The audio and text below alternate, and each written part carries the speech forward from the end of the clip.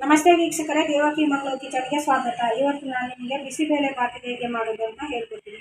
ಬನ್ನಿ, ಇವಾಗ ಅದಕ್ಕೆ ಏನೇನು ಇಂಗ್ರೀಡಿಯೆಂಟ್ಸ್ ಬೇಕು ಅಂತ ನೋಡ್ಕೊಂಡು ಬರೋಣ. ಬೀನ್ಸ್, ಆಲೂಗೆಡ್ಡೆ, ಕ್ಯಾರೆಟು, ಎಣ್ಣೆ, ಸಾಸಿವೆ, ಈರುಳ್ಳಿ, ಕಡಲೆಬೀಜ, ಒಣಮೆಣಸಿನ್ಕಾಯಿ,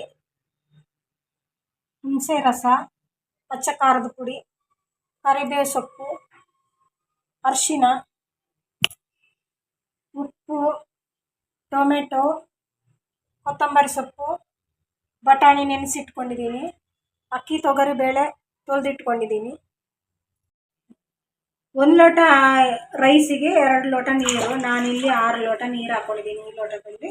ಮತ್ತು ಅಕ್ಕಿ ತೊಗರಿ ಬೇಳೆ ಹಾಕ್ಕೊಳ್ತಾ ಇದ್ದೀನಿ.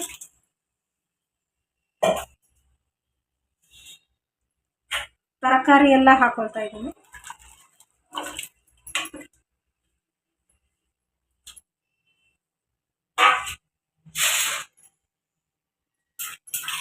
ಬೇಯಬೇಕಾದ್ರೆ ಸ್ವಲ್ಪ ಉಪ್ಪು ಹಾಕೊಳ್ತಾ ಇದ್ದೀನಿ.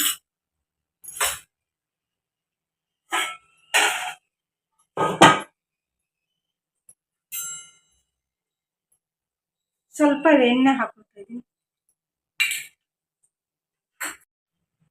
ಬಟಾಣಿ ಹಾಕೊಳ್ತಾ ಇದ್ದೀನಿ.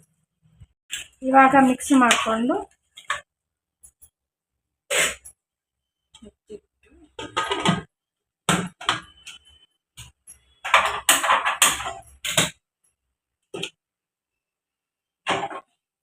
ಒಂದು ವಿಸಿಲ್ ಬರೋವರೆಗೂ ಬೇಯಲಿಕ್ಕಿದ್ದು.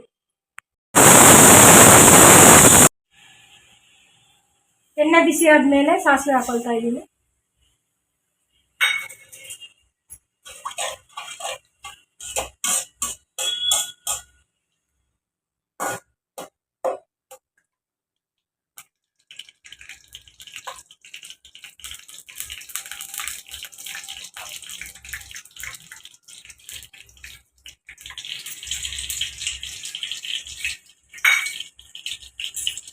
ಒಣಮೆಣಸಿನಕಾಯಿ ಹಾಕೊಳ್ತಾ ಇದ್ದೀನಿ.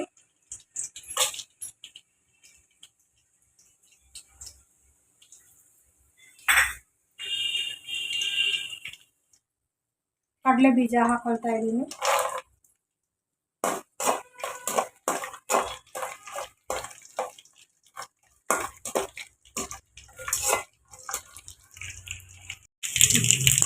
ಈಗ ಕರಿಬೇವು ಹಾಕೊಳ್ತಾ ಇದ್ದೀನಿ. ಮತ್ತು ಈರುಳ್ಳಿ ಹಾಕೊಳ್ತಾ ಇದ್ದೀನಿ.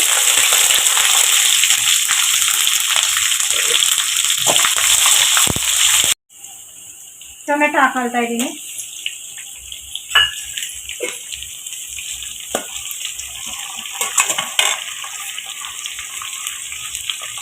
ಅರಿಶಿನ ಪುಡಿ ಹಾಕೊಳ್ತಾ ಇದ್ದೀನಿ.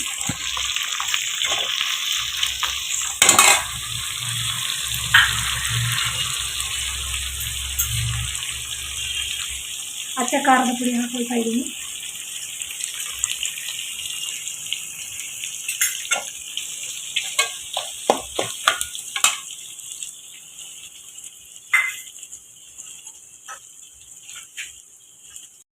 ಬಿಸಿಬೇಳೆ ಬಾತ್ ಪೌಡ್ರು ಹಾಕ್ಕೊಳ್ತಾ ಇದ್ದೀನಿ. MTR ಮಸಾಲೆ.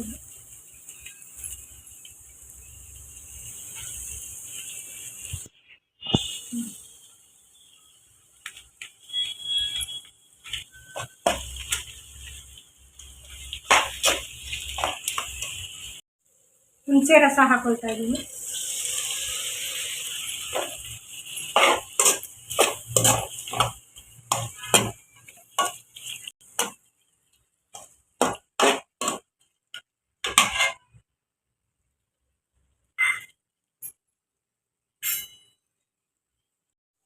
ಸ್ವಲ್ಪ ಉಪ್ಪು ಹಾಕ್ಕೊಳ್ತಾ ಇದ್ದೀನಿ ರುಚಿಗೆ ತಕ್ಕಷ್ಟು. ಆವಾಗಲೇ ಬೇಯಬೇಕಾದ್ರೆ ಹಾಕ್ಕೊಂಡಿದ್ದೀನಿ, ಇದಕ್ಕೆ ಸ್ವಲ್ಪ ಹಾಕ್ಕೊಂಡಿದ್ದೀನಿ.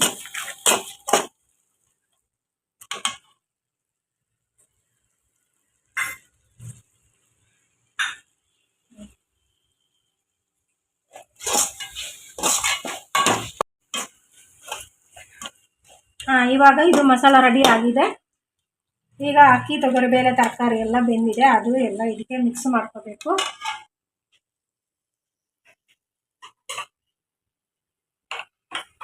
ಇವಾಗ ಸ್ಪೂನ್ ಹೋಗಿದೆ.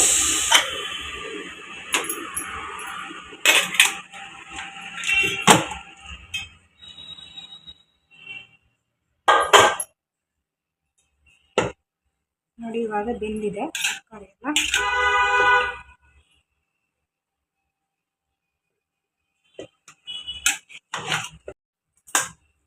ಇವಾಗ ಮಸಾಲಕ್ಕೆ ಮಿಕ್ಸ್ ಮಾಡ್ಕೊಳ್ಳೋಣ.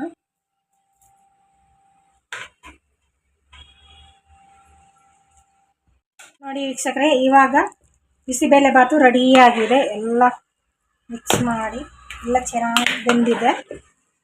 ಇವಾಗ ಲಾಸ್ಟಲ್ಲಿ ಕೊತ್ತಂಬರಿ ಸೊಪ್ಪು ಉದುರಿಸ್ಕೊಳ್ಳೋಣ ಸ್ವಲ್ಪ.